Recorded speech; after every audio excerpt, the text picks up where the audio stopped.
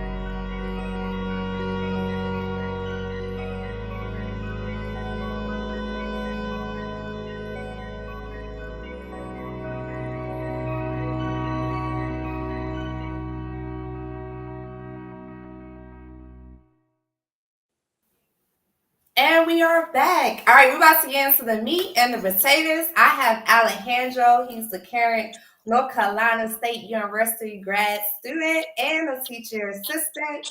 He has spoken from special occasions, conferences, sit on y'all, travel to universities to present research projects. And let me highlight, he served as a vice president for the North Carolina NAACP Youth and College Division. As he would say, the sky is the limit. Mhm. Alejandro, is there anything you would like to add? Man, thanks for the introduction. I'm just wow, I don't know how you found that out about me. I'm really appalled at that. So thank you very much. But yeah, you said it all. You said it all. The sky is definitely the limit for me. So you said it all.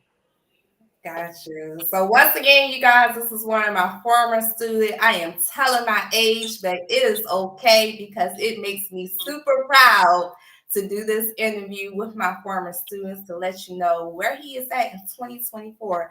I first met this young man in 2014. Yeah, I think So we'll go it's a blessing. It's truly a blessing.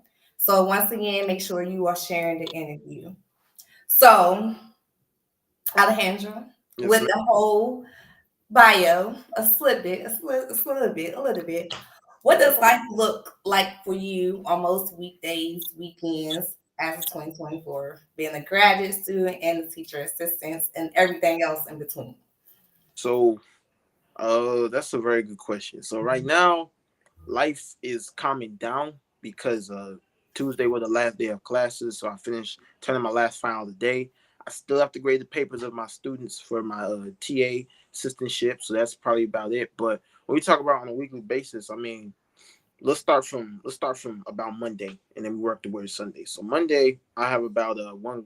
I don't have any class, so that's Okay. good. That's my buffer day. So if I need to go do research or I want to stay home an extra day, when I'm in Greensboro, I'm with my lady friend in Jacksonville. That's what I do. But I also got to do work that day, so it allows me if I didn't do the reading for the class on Tuesday to do it or doing the grading. Tuesday, I got to go in this class, TA for like 11:45. And then after that, I have about 30 minutes, and my class starts at 1:30. So my class TA class ends at 1. It starts at 1:30. So if I ain't doing any reading for that class at 1:30, I got to do it in between that class time being a TA or between that 30-minute break. But 30 minutes is really fast, everyone. For those of you guys who are not students, it's 30 minutes is like that's 30 minutes right there. So definitely value your time. So that's how it is on Tuesday. Wednesday I have no classes, another buffer day, so I get work done that day. Or if I get any meetings or anything, I try to make it on Wednesday, especially. Thursday is another class day, so the same thing I repeat from Tuesday, and then Friday is no class, and it's the weekend. So that's what it looks like. I know some people are saying, well, that's not too intense, but it is intense when you got to add in being a TA, you know, grading work, being a TA is difficult. And also a student, we have to read, like, let me show you an example. You have to read books, you know, books. We have to, but it's not just one; it's multiple. So we could be reading up to, maybe 3 books a week. We would have to read through. And again, I'm not saying we're reading word for word, but we have to read it to where we get in class. We know what we're saying and we know what we're doing.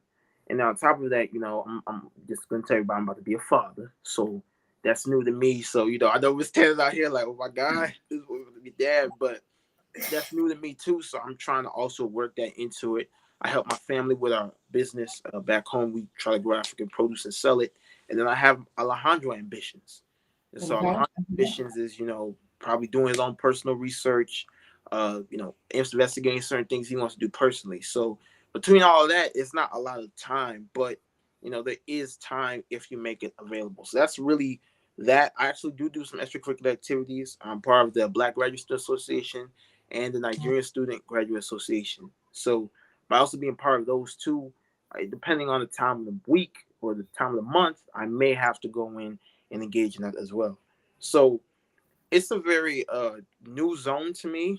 It's been difficult at first, but if you just plan your schedule right and you really prioritize your time, it'll it'll be a lot better. And I know Miss Tanner gonna have some other questions, but there are some things that I do want to touch upon that can help you with that. All right, so we got a question in the crowd already, though, and they want to know, what is the Black Register Association? Yeah, so the Black Graduate Student Association is for Black graduate students who attend North Carolina State University. So let me give you guys a little bit of a statistical view. So North Carolina State University is a predominantly white institution, a white school. They were created for white people. Right now, around the 50s, late 50s, 60s, 70s, we start to see Black people integrate into these spaces, right?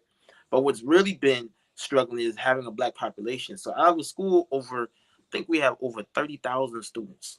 Only 5,000 are African American, are Black. Let me say Black because we also got to be specific that, I'm African American, but my parents are from the Caribbean, Nigeria, right? But so I know students whose parents, who themselves are from overseas and they're still considered part of that population. So Black, only 5,000 students are Black. And again, we have a large, growing online course. My girlfriend, she's getting her MED on in her MED online. We also have a large online course, and we have probably, I think, the biggest graduate school in the state.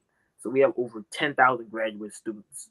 So, when I went into my TA teaching, I'm in there. It's just me. I'm one of the only Black men in there. And most of the other people there are Asian, white, of different minorities, but they're not Black. So the Graduate Student Association, Black Graduate Student Association, is to help Black graduate students have a place where we can come and talk our differences. Now, one thing I've noticed is that association is very difficult because when you're a graduate student, for one, depending on the type of graduate student you are, you're not on campus every day. So as I told you my schedule, I only go in twice a week. So I'm not obligated to go in every day. Right. So that's what some students have. That's why sometimes the meetings are packed, the meetings are not packed. So that's what the Black Graduate Student Association is. If you come to NC State, I highly encourage you to join. We just need a place where we can talk out our problems and really have discussions. And coming from an HBCU, Miss Tanner will tell you, everybody there is Black. But when you go to a school like NC State, it's about the direct opposite. You're lucky if you see a Black person, probably every. I'm gonna say you're lucky if you see a Black person, but especially on a male basis, you're lucky if you see a brother some days. So speaking on that, you do need that community, and so that's why I joined. Got you. Got you. Y'all make sure y'all get all of this. So my next person is coming from the HBCU world. So coming from HBCU, North Carolina Central, and going to North Carolina State University, how did you feel that HBCU prepped you for this specific season of your life? So if there's one thing it prepped me in, and I'm not bragging, but I am a talkative person. Miss Taryn used to write me up for talking too much in class. I did not. Wait a minute. Almost did, but she can definitely attest to that. But I will say though that it prepped me because we would have a lot of class discussions. and I took some classes with graduate students. So I knew the expectations that were held for them, and I knew how to come through on that. So that's how it helped me in that circumstance. But aside from that, it helped me with, I'm very close and personal with my professors. So it helped me with that, developing relationships. I develop relationships with my professors now in NC State. It is not a problem. It's smooth. So I was able to do that. And a lot of talking, those type of interactions, I learned at a HBCU. Now, Mhm. I know Miss Tanner didn't ask this question, but I'm gonna present the other side that's kind of down, because I do believe that we should support our HBCUs, but we should also point out things that can be improved. And one of the biggest problems I did find was that, as far as my writing went, and I mean it's coming out more, that's across the board, but I didn't really get a lot of good basic writing instruction while I was at North Carolina State University. And so, my professors are great, love them to death, but I wish I had gotten a lot more of that, and I would have done a lot better, or I feel like I would perform better than I am right now at grad school. And I'm doing really good in grad school. My advisor tells me, she's doing, hey, you're doing better than a lot of students who didn't even go to HBCU. But that's a personal thing, yes. But HBCU definitely helped me with that. They helped me with the opportunities too. One thing I will say is that if you're a high achieving student and you go to a Black university, you will get the opportunities that will change your career, because it's far and few between. Like, it's just, they seek you out. So I say that's the biggest thing that going to Central helped me was, I've been an A student, and I was able to go to Central and soak up a lot of opportunities, get in rooms that I never thought I would be in being a high school student. So I definitely say, if you're a high performing student, go to HBCU, because you will get a good standing for your future career. So I do encourage that. Okay. And I'm going to flip the script for a second, because I do have a question that I know was presented to you, opportunity that was presented to you at North Carolina State University. And you went to University of Phoenix, excuse me, University of Memphis, correct? To Yes. do a presentation. So talk to us about that whole experience. Yeah, so University of Memphis, it was my first conference as a grad student. And mind you, at NCCU I've been on conferences, but this was different because I was traveling alone. I was actually presenting a paper by myself. It was I was a full grown adult, which I am, but in that sense of I gotta do it on my own. So I Mhm. wrote this paper about agriculture and public history, how we can use public history to teach our cultural history, tackle food insecurity, Black land loss, and also the need for Black healthier diets. And so when I wrote that paper, I then found this, because I'm a go getter. Like you said, the sky the limit. I hunt for opportunities. So I would be on my computer looking where this conference was going on, because I want to be at my best of my game. So Mhm. I found this conference and I said, okay, it's good. Told my advisor, my professor about it. He looked over my abstract. I submitted it, and they told me I got in. So I'm like, yes, I got to the conference. I'm happy. But then every time you get to the conference, the F word comes up: funding. No, y'all thought I was saying the other word. I wasn't saying that. Funding. Funding comes Right. up. That's the F word of grad school. It's funding, funding, funding. Can you find funding to get you to the conference, to pay for your hotel, to pay for your transportation, your meals? Flights are not cheap unless you're flying Spirit, and that's good. That's good luck to you. God bless you. But I'm not a Spirit boy. I like American, Southwest, or Delta, top three. So with that being said, I then applied to my department. Thankfully, I applied for a grant. They weren't getting back in touch with me, so I emailed and I said, hey, I got to go to this conference. Am I getting the money or not? They approved for me about $750. They approved for me to go to the conference. So after I fill out the form, they pay for my flight, they pay for my hotel. I was really happy, and I was just able to go to the conference, had a great presentation, definitely boosted my confidence, and met some really intelligent people in the field of history. Presented again on agriculture and public history, how public history can be a vehicle to make agricultural change for African Americans, and I enjoyed it. I'm trying to go to another conference, so definitely like conferences, definitely encourage it. And conferences give you a lot of exposure, and if Mhm. there's one thing that you need as a grad student is you need to know how to talk to people. You know, I may not know everything, but because I know how to talk to people, I come as if I do know everything and I got the job. So, always talk to people, always develop those public speaking skills so that when you need to move ahead and talk to people. It's no problem. Dress correctly, hold out your hand. How do you do? My name is so and so. My name is such and such. I'm just gonna be transparent. Have class, because Yes, people yes, pick up yes, on those things, especially when you're a black person and you're yes. African American male. And there's not that many of you out there. When you come correct like that, they can't tell you no. So make it to where people can't reject you. They can only accept you. So that's my advice is, go to conferences, get exposure, especially as an undergrad student, because I'm not bragging here, but I didn't go to a single college party. Actually, I did go to one, but I left like in 5 minutes. I just sit there because I'll be transparent. I talked a lot down about college parties. I'm saying y'all partying, y'all going to this getting drunk, but we came here for an education. Why is that not being pushed? And I said, my professor said, sometimes you got to go to see what happens. And I said, fine. So I go there, and I saw all I needed to know within 5 minutes, and I got my black behind out there. But the point I'm trying to make is, when you're an undergrad, even high school, like let's go to high school, you need to be investing your time wisely so that you can, when you're ready, you can do what you need to do, and you do not have to be in a position of, what do I do next? I could have done this, but I didn't do it. And that's why I work. I graduated in 3 years instead of 4, because I was able to transfer IB credits because I was working hard in high school. I'm 22 now with a and by age 23, I'm gonna have my master's degree. Not many people can attest to that. That's what's Who up. look like me, who are me, exactly. And God willing, I have my PhD at the age of 26. So by 30, I should be making enough money to where by 40, I can say, you know what, I'm good. I got tenure. I don't have to worry about myself financially. You understand? So just working hard, focusing on your purpose, isolating yourself. Everybody tells you you're not going to get these 4 years back, which is true. But you're really not going to get these 4 years of growth that you can have. College is supposed to be an educational zone.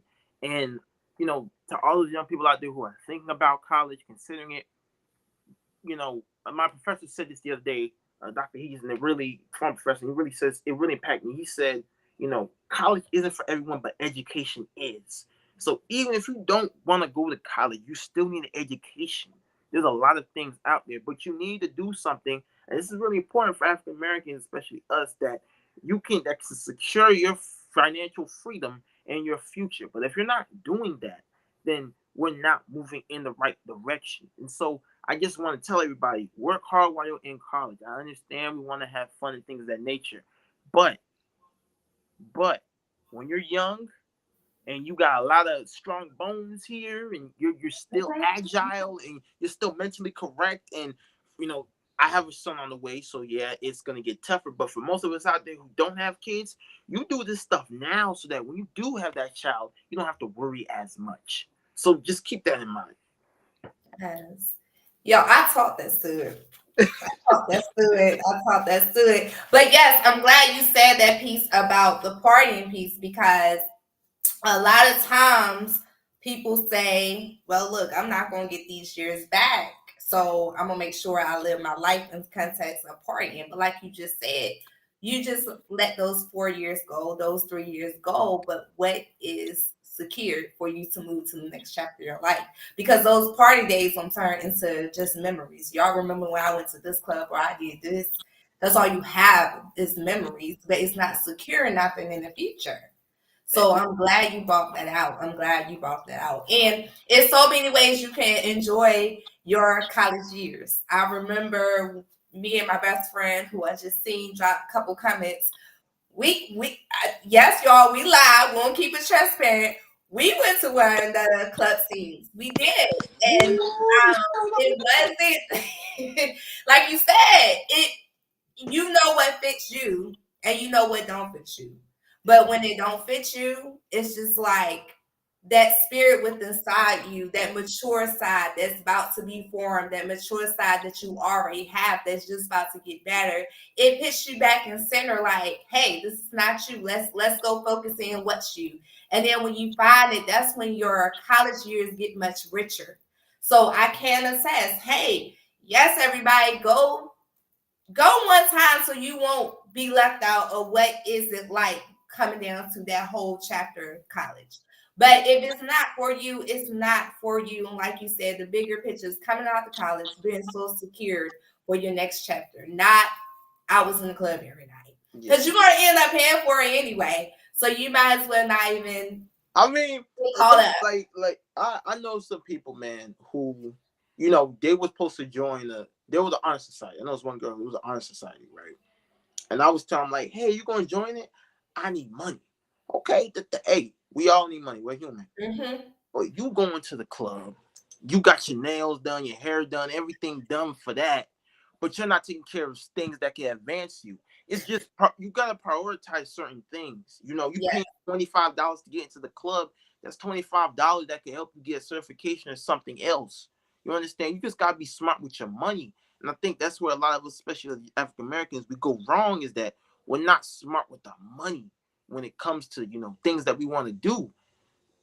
I'm just saying, as you say, you gotta pay for it anyway. So You got to pay for it anyway. you know, you can't, if you want to be in debt and you want to go club at the same time, that's all well and good. That's you, but you gonna pay for it in the end. So You don't pay for it anyway, whether it's longer years in college, whether it's staying up longer hours, lose sleep, whatever, it has a way of coming back to you. you don't want to be a career student. I know some students who 6 years, and I'm not hating on anybody who's been there, but I'm just gonna be transparent with you. If you need to be in college for 6 years to get a degree, things of that nature, there needs to be a serious discussion had, because that's debt. That's debt. Like, you went to college. I'm a very straight cut person. Get the job done. You know, go to college, get your education, do what you have to do, go to the next level. You know, Yeah. but you keep on just dilly dallying, having fun. Oh, I'm young, I'm grown. No, you're not. You're not grown. Right. Grown people make smart decisions. Grown people invest in the future. Like, I hate when young people tell me, "Oh, I'm grown. I can do what I want to do. I'm 18. I'm out the house." No, you're not. You ain't grown. You still child mindset. So definitely, you know, just if you want to say a certain thing, which you're probably not, though, at least act it. So, you know, invest in education. That's all you got. Walk in them shoes. Say it and walk in them shoes. And that's for a lot of things in life. So let's talk about the opportunity. You got the opportunity to go back to your alma mater, North Carolina Central, excuse me. You got the opportunity to go back and speak at engagement at their conference, Boys of Color Yeah. conference. Man Correct? Color Conference. Yeah, Boys of Color Conference. I want to talk about two parts of that. The Okay. honor of going back and having the opportunity as a young black male yourself, successful young black male yourself. How did it feel to talk to other younger black male colors? And also, how did it feel in terms of going back to your alma mater? Because we always talk about giving back, and there's many forms of giving back to your school. But I admire you got the opportunity to give back with your time to a such impact event. So let's talk about those two components. Yeah, so I mean, for one, it was good to go back. I believe I I don't even I don't even know. You know, ever since I graduated, I haven't been on. I just haven't been on Central like that. So it was good to go back. You know, see some former classmates, see some former colleagues. You know, have that discussion. But you know, I also knew I was an example. So now that I'm going back to this school, I also have to act a part. So I know if you saw the video, I'm dressed a certain type of way, looking a certain type of way. You know, because that's what I have to do. But it felt good to go back and give back in that capacity. A lot of times, HBCU they want us to give back financially, which is definitely understandable. But as you said, there's different ways. So I was happy to go back and give back in a speaking engagement. Um, Talking to black young men, it was a good experience. It was, you know, the crowd was interactive. There were some problems within the crowd, but that comes with age.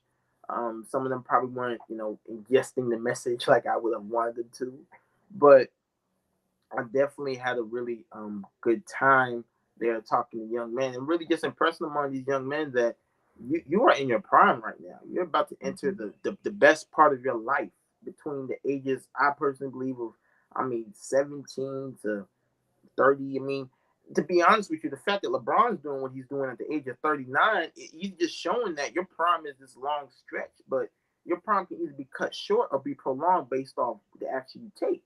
So, Yeah. you know, when we talk about LeBron's able to do what he does because he's one of the first NBA players that has been playing at such a high level that takes care of his body. Jordan wasn't taking care of his body. Jordan had to get out the game. Shaquille O'Neal wouldn't take care of his body. He had to get out the game.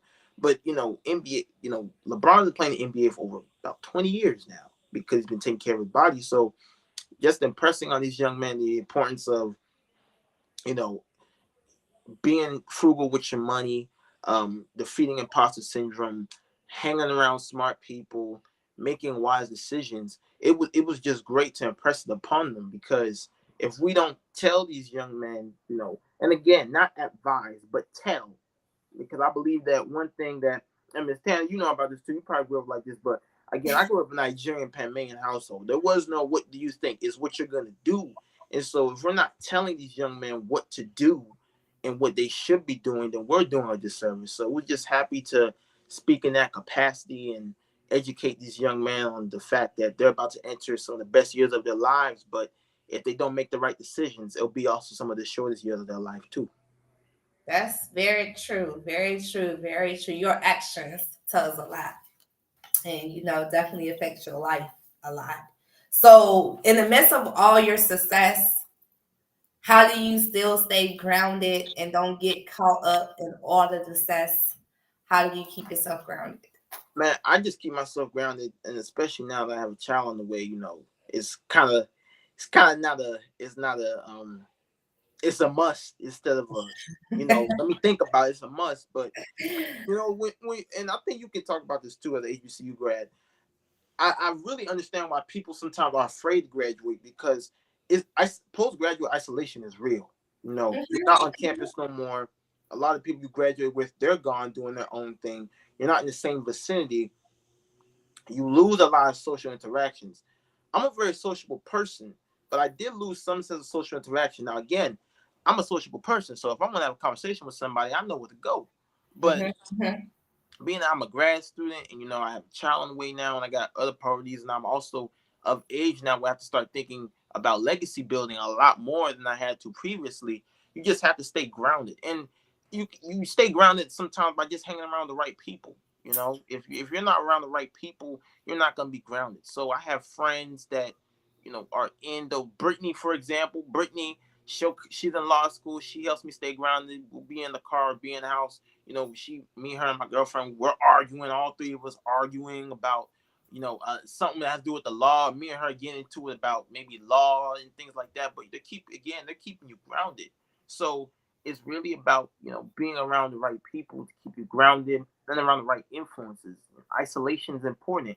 I just posted something on my Instagram. When God wants to make you better, He isolates you as a man. So, isolation is a blessing in disguise sometimes. So just being around the right people and cutting that circle down and doing the right things, understanding you have a bigger purpose. That's how I stay grounded, because my parents, they came to this country. My dad came from Nigeria to pursue education. My mom came at the age of 2, and I don't. My mom, yeah, she came from a better life. My dad, he never said he does, because he's like, hey, I could have gone back with my education. I would have been okay. I said, okay, I understand that. So, but they came here to gain something and to create a legacy. Whether here or abroad, because we just went to Panama for Christmas. So, just creating a legacy. That's what they came for. And so they left such a great foundation, such a great legacy for me. I have to continue that. So that's what also keeps me grounded too. And also knowing that, if I'm not doing this, there's not much else I can do. I don't want to be in a 6x4 cell. I don't want to be, I want to be somebody who's able to do for himself, not somebody who's depend on others. So that's why that's what keeps me grounded, is having a goal and a mission, and knowing that there's a bigger purpose. There's a purpose bigger than me that I'm seeing right now. And so just staying grounded, focusing on what's important, that's what keeps me grounded personally. And faith too does, So just understand you got a bigger purpose for the man above. Amen. Amen. I Amen. told you this was gonna be the greatest interview, Miss Tan. Before we got into Miss Tan, it's gonna be I'm dropping gems on these. Did y'all hear that? Let me what? For a slight minute. For a slight minute.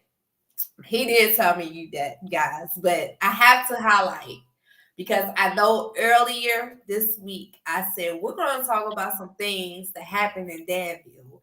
And I'm sitting here and I'm listening to my former student, and I'm thinking about some things my mother and my father have told me along the way.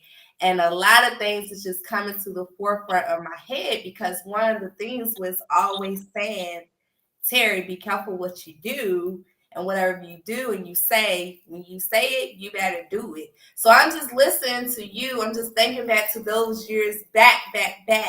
There was a lot of moments that I'd probably say, Alejandro, be quiet. Alejandro, sit down. And you understood what I was saying, but look at you now. So Yeah, I mean, I was a rough kid, man. I'm just a rough kid. I mean, looking back on it, especially I got a kid on the way now, I'm really freaked out because I gotta deal with I have to deal with a reincarnation somewhat of my own self, and that's sometimes does get scary in the mind. But yeah, I was definitely I was a rough kid. I wasn't a bad child, not a bad no, kid. you wasn't. No, I was I a rough mean, kid no. though. I like to talk around.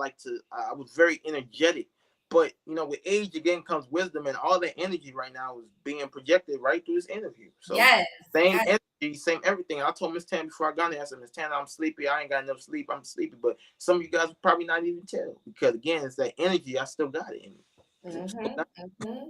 And but the same thing I want to highlight too as you was one of my kids who was a go getter. You know, you was a go getter back then. So again, it's coming to 2024. You still got that go getter spirit. You still got that go getter spirit. So and Brittany had me laughing. I talked to my former student Brittany as he talked about. Brittany had me laughing. She said, Miss Tanner, you gave us that note in 2020, what, about 2020? 2016. There you go. My bad. She Oh said yeah. she said you gave us that note. But when you told us, here's my email, here's the phone number, keep in touch, you meant that thing. And look at you now, keeping in touch. And that's the core of my teaching. Not Yeah. just to teach y'all then, but to see how y'all are now and continue to do what I can do in you guys' life for y'all continue to be the best version. Yes. Because that's what you can do the most with the journey of teaching, with the journey of blossom, like you said. Just making sure you paying that work to become a better person. While you doing that, your energy is feeding off of other people. And then at the end of the day, you got two great people in the world doing some good things. Yeah. So you doing the thing, but I'm very blessed to know that I had a touch in that. Yeah, you did. You did. Yeah, and I think you are the only you are the only professor I believe that I've the only teacher I kept in contact with from from TMSA. I don't know anybody else really. I saw Mr. Van the other day, Mr. Williams. I never kept in contact. Miss Mosby, I don't know what she's doing, but you are the only person. But yeah, most definitely, just having good teachers is important. So that definitely has played a good role, especially black teachers. Somebody said that in the comment. You know, Yes, I appreciate that. I appreciate that. But y'all the heart to make us keep on going. So it's a beautiful thing to see and hear how much you matured. Far as that college aspect, you drop a lot of gems. But I had something I wanted to ask you. A lot of people they get stuck. I even was in a conversation a couple days ago.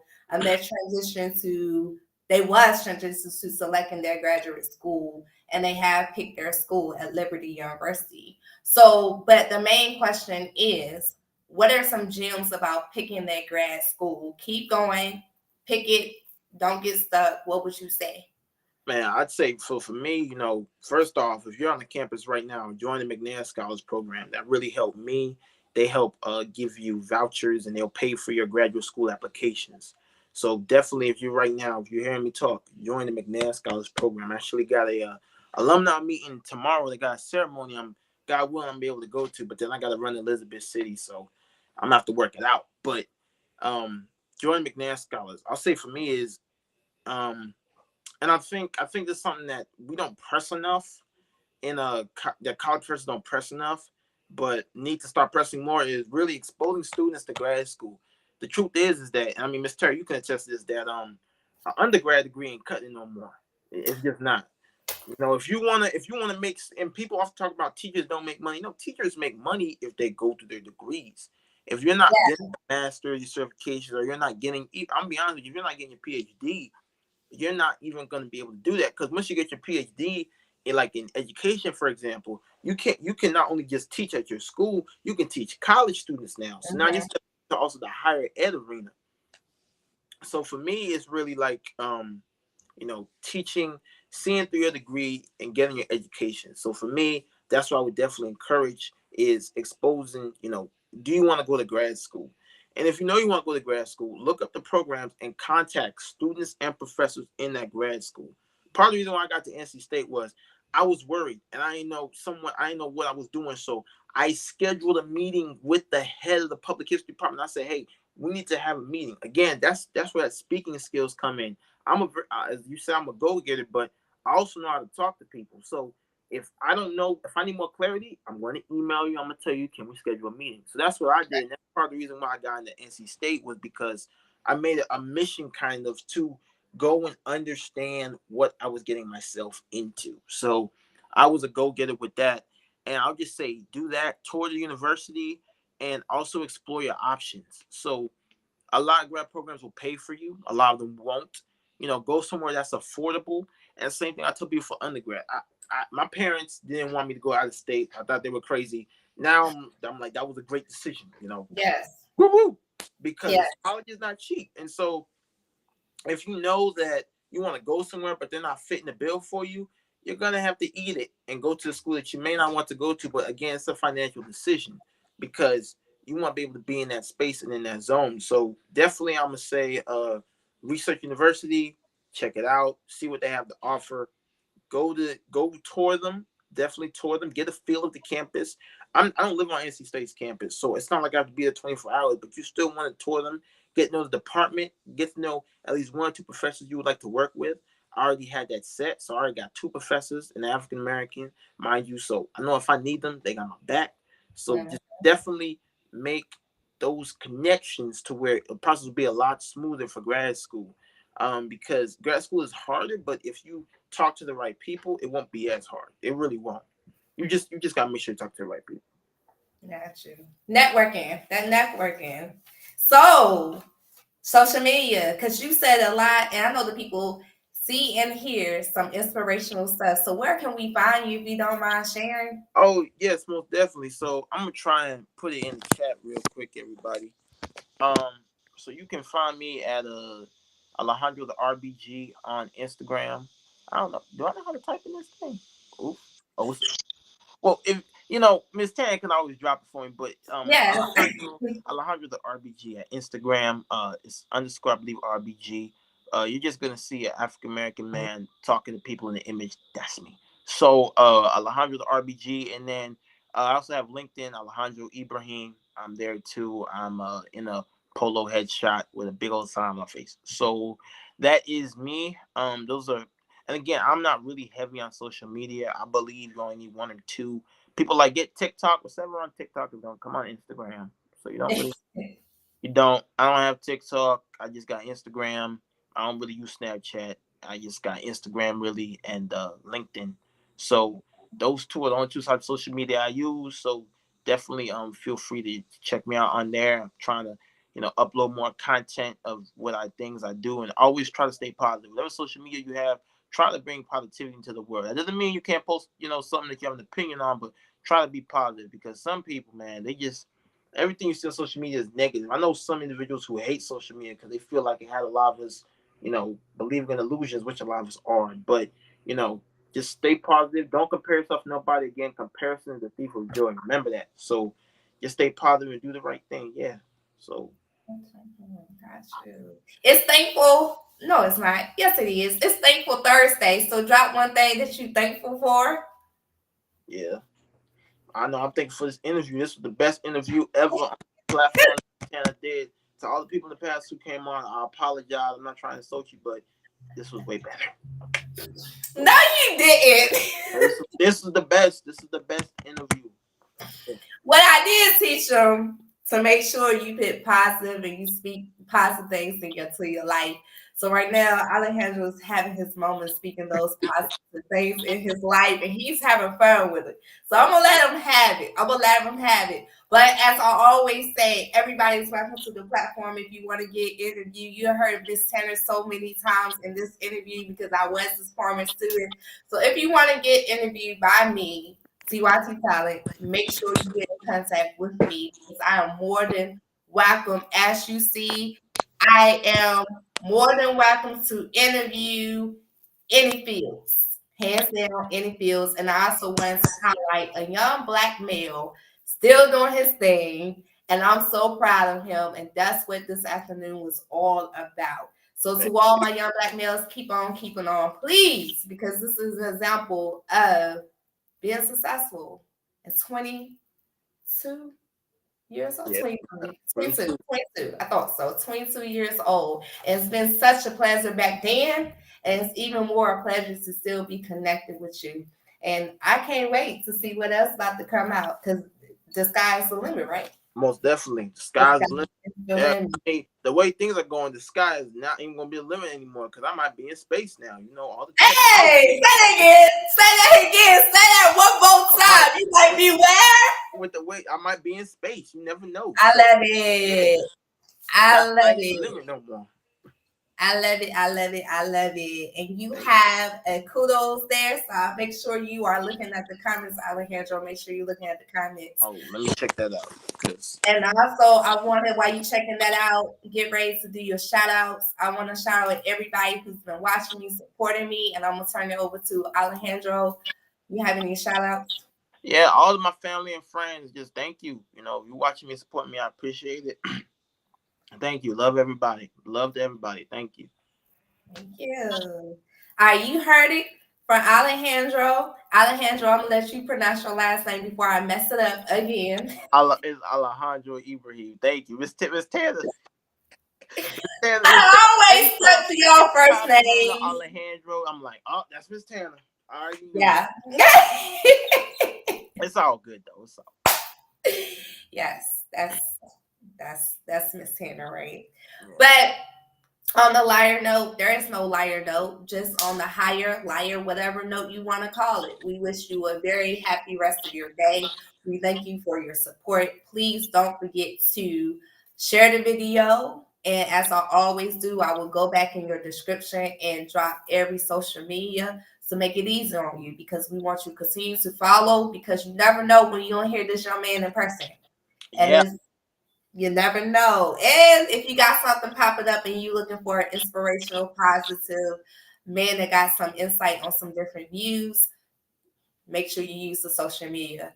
And let's continue to support him in his further endeavors. So once again, thank you. And this is TYT Talent interviewing my former student, Alejandro. Y'all have a blessed day. Have a blessed day, everybody. Thank you. Bye, Miss Hannah.